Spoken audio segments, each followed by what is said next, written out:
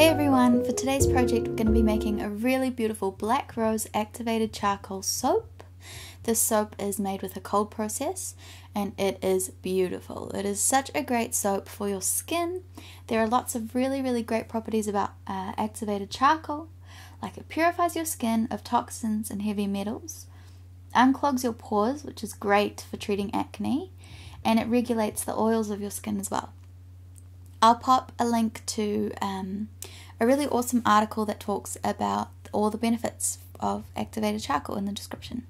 Before we get started, I want to point out to you guys that it's super important when you're working in a cold process or even a hot process soap making project, you need to have really good safety equipment. Sodium hydroxide that we use, or lye, to make the saponification process is an irritant for the skin. It can also cause blindness if it has direct contact with our eyes. The fumes that it causes can be quite toxic, and it gets to quite high temperatures as well. So it's always best to use safety goggles. I use like swimming goggles, safety goggles, because they have a seal around the eyes. I don't have to worry about the fumes. I use the other safety glasses when I'm just working on the soap.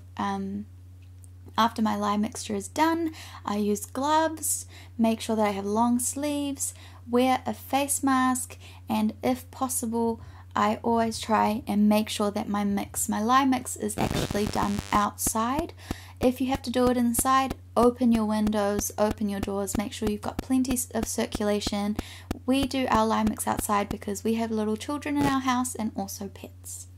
Cool, so to begin this process, we will be looking at the ingredients. We need 200 grams of coconut oil, 200 grams of palm oil, 200 grams of olive oil, distilled water, sodium hydroxide, activated charcoal, iron oxide, and red rose fragrance. Make sure you rewind and take a screenshot if you need of those ingredients. And now I'm going to show you what they all look like and the tools too.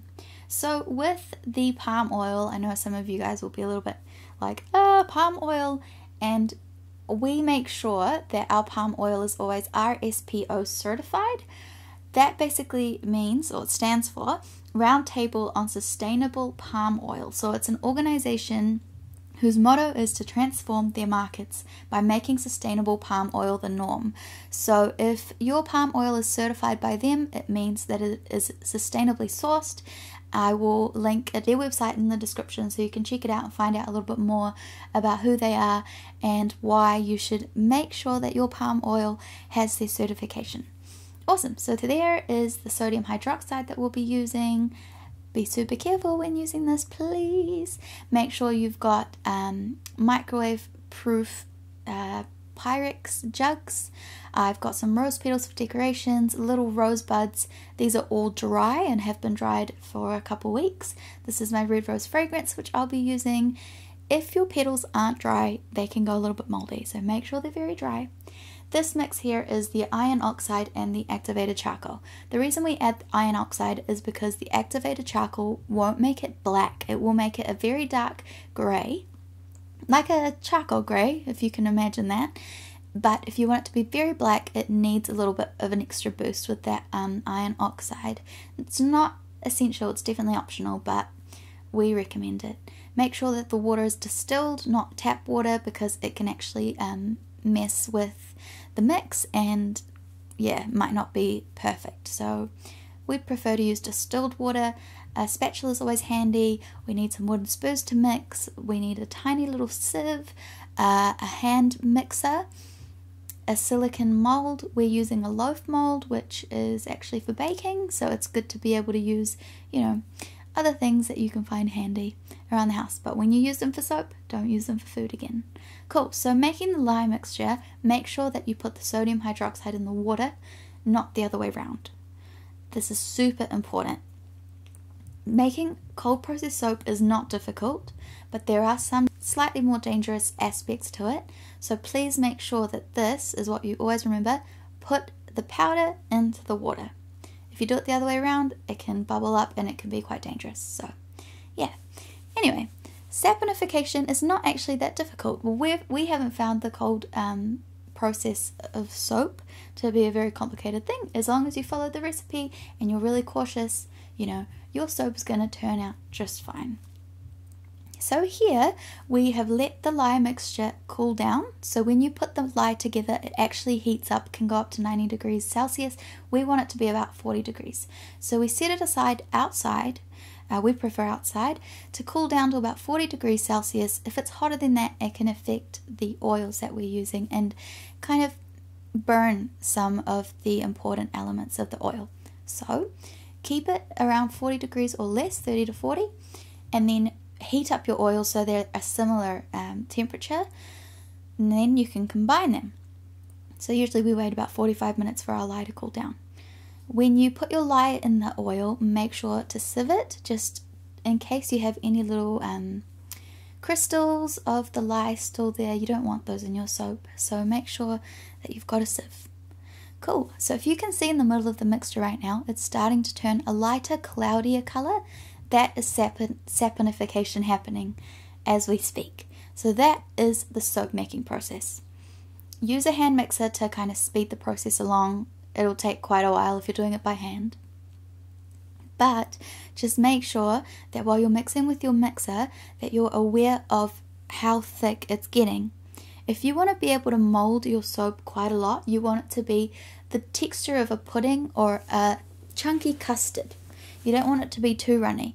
If it's runny and you mold it with a spoon or a fork, you kind of make a nice design, it will flatten. So we don't want it to be too runny, unless you want it to be like very smooth. And we don't want it to be too chunky, because then it might be really difficult to mold. So fast forwarding, we're using extra virgin olive oil. That's why our mixture is a little bit yellow. If you want it to be completely white, go for a refined olive oil. Again, extra virgin olive oil has better properties for the skin. That's why we use the extra virgin.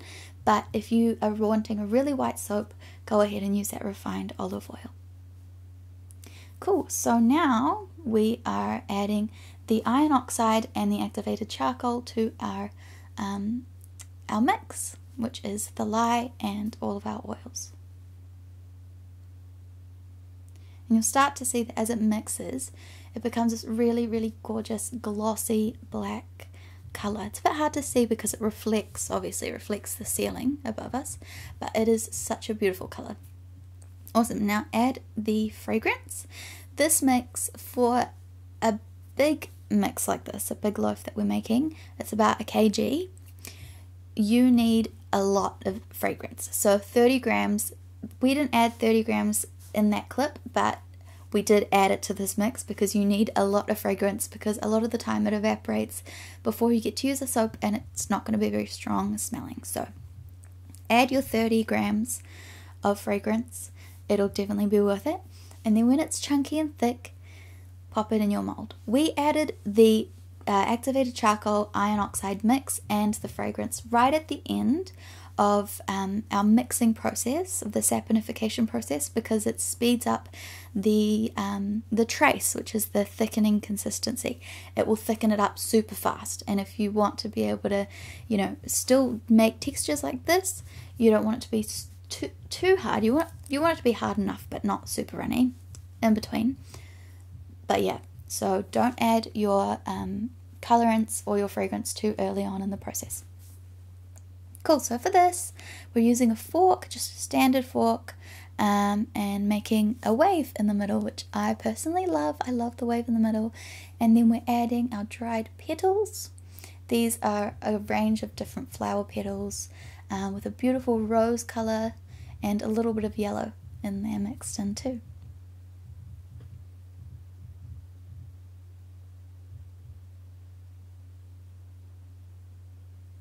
Because this is a cold process soap, this soap will have to sit for 4 to 6 weeks when it's finished.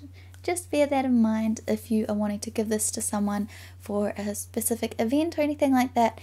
This soap needs plenty of time to evaporate the lye and so that it has the right pH for your skin. We found these gorgeous little buttons. We tried them out. They're so beautiful and they just add such a lovely, I don't know, very delicate quality. We didn't have heaps, unfortunately. If we were going to make the soap again, which we are, we have made it a couple times actually since this video, I would have added more of the little rosebuds because I just think they're so gorgeous. Awesome. So once you have your soap decorated the way you like it, we pop it in a box, just, you know, to be super cautious.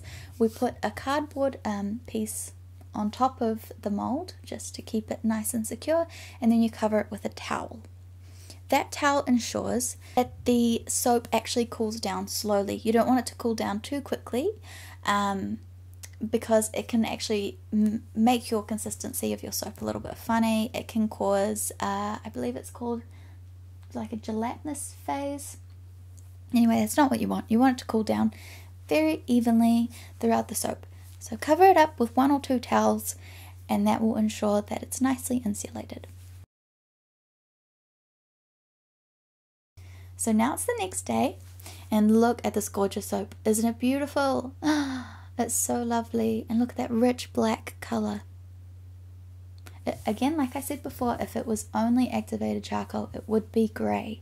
So, you know, if you want that slightly ashy grey color, like, you can totally skip the iron oxide. But if you're wanting it to be as black as this, you will probably need to add the extra coloring. So this is the final product. We're going to pick off all the little extra edges and cut it up. What a gorgeous soap. And the smell is amazing. The fragrance that we used in the soap is very strong. It is such an amazing fragrance. It's one of our favorites. I absolutely love this fragrance. And yeah, the room smelled like roses all day after we'd made it. It was so beautiful. Cool, so cut up your soap like so. And you'll see, you know, the soap has got such a beautiful consistency. It's very solid. It's quite dry already.